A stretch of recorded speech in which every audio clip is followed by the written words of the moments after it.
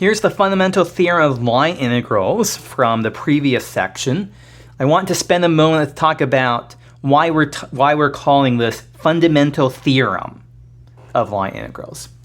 So fundamental theorem, this is a calculus class here, so we should be thinking about the fundamental theorem of calculus. So on this slide, I wrote fundamental theorems, plural, of calculus. I wrote here the punchline to the Calc 1 fundamental theorem of calculus, and this is an abbreviated form of what's going on in the previous slide. So, I skipped all of the technical details here. I'm just saying f is little f is a I just kind of skipped down to this gradient of little f is equal to big F. And I wrote down the conclusion here. Of course, there's hypotheses that need to go before this. I just wrote down the conclusion here. Also, I switched the roles of little f and big F that we're used to in Calc 1 to make the parallels really remarkable. So with all of that prologue going on here, let's just appreciate the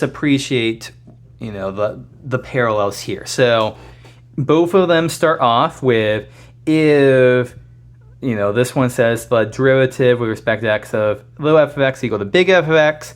This one down here says if the gradient of little f is equal to big F. Well, let's just acknowledge here the gradient is essentially taking derivatives. By the way, I guess I need a vector sign over that f there. The gradient is taking derivatives. So both of them are essentially saying here, if the derivative of little f is equal to big F, that's our hypothesis here, then the integral of big F on some region is equal to the original little f evaluated at one point minus the original little f evaluated at a second point.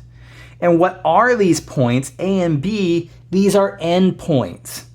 So in Calc 1, we'd be crunching out something, like this is our function here. And so here is A and here is B. If we're integrating, I guess here, big F of x from x equal to A and B, what do we do? In some sense, this little f of x is our antiderivative of big F of x. We plug in the endpoints of the interval that we're integrating along into our antiderivative. So this is the antiderivative here. This is how we, we don't think about this, but this is how we do one variable integrals. Well, what about going on down here? Now we have a different curve. So up here, this was a graph of y is equal to f of x. Now I'm more doing graphing in the xy plane, or I could be making this a three-dimensional graph in XYZ space here.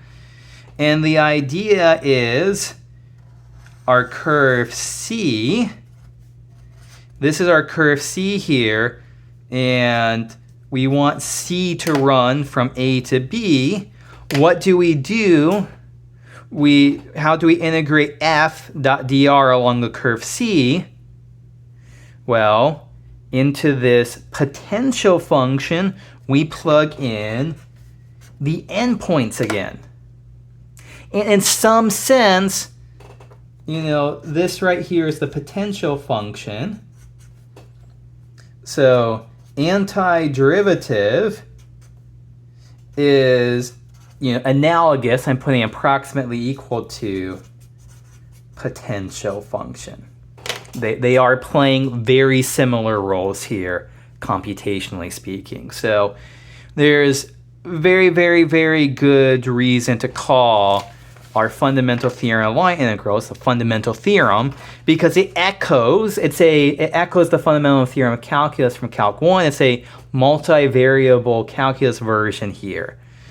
How do you integrate f of x dx or f dot dr? You find an antiderivative or a potential function, if those exist, and then you just plug in the endpoints there and subtract. And this is great. Okay, and so this is a fundamental theorem of calculus, and actually there's a couple more quote-unquote fundamental theorems of calculus that we'll be seeing later on in the latter sections of chapter 16. There will be some very, very big punchlines to this course coming up that we have to look forward to.